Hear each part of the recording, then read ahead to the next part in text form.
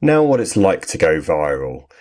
This entrepreneur influencer has caused a huge backlash for sneaking into the Brooklyn Half Marathon and then posting about it on social media. I just ran the Brooklyn Half Marathon and I'm crying, which is why I think this video is important. And I cried for a lot of this race.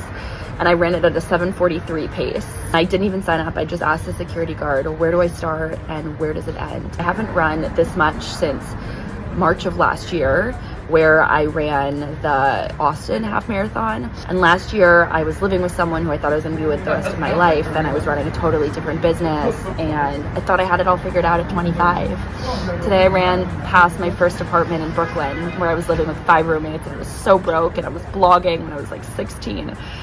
Everyone always wants to know what it is to be fearless, right? Like, and how do I live a fearless life? And everyone who's in their 20s and whatnot.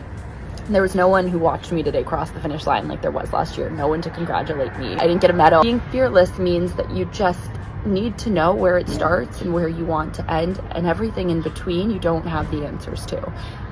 But life is there for you to pick yourself back up. That woman is Alexa Curtis, and she has a company called Be Fearless. Now, as I said, it really has upset a lot of people on social media, and some have actually got a bit too far, frankly. Some were appalled at her, what it's called banditing. It's basically when you sneak into a race, an organised race, without paying.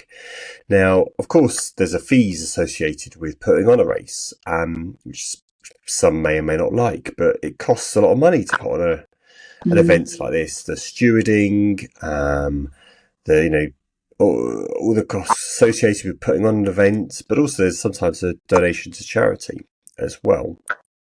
Some didn't like how she kind of LinkedInified, I should say, her experience as well, which I think kind of antagonised some people. In terms of some of the reaction to it, people pointed out that it was wrong of what she did.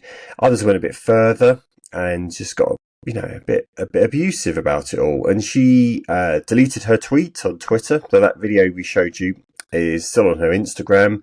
And she posted a graphic talking about how she was sincerely sorry for any upset that her hasty actions caused by unofficially joining this marathon.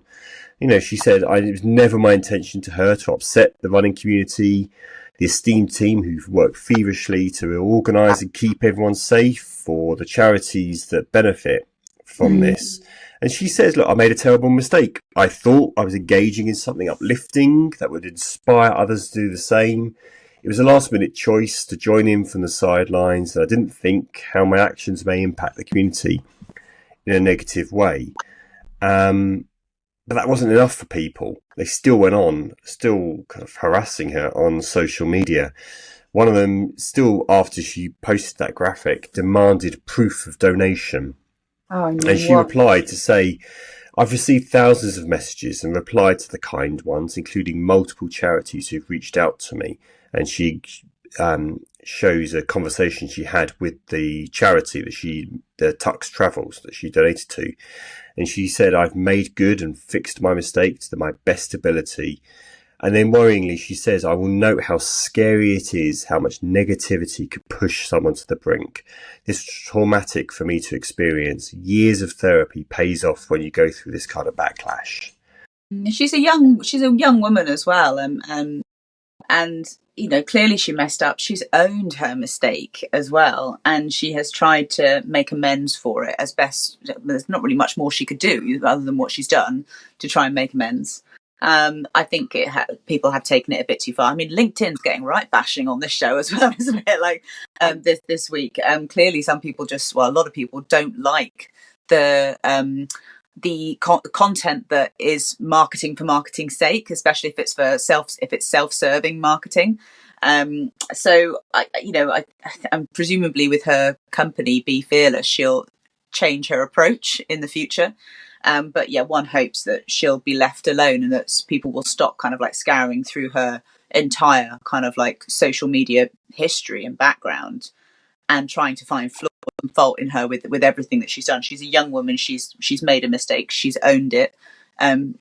People have to fail a lot in order to properly succeed in life. And I wish her the very, very best for moving forward with a bit of conviction and integrity. I mean, you said that, yeah, people are scouring back through her social media pages to see any proof that she's done any kind of training towards this half marathon. And look, I run my own company, so do you.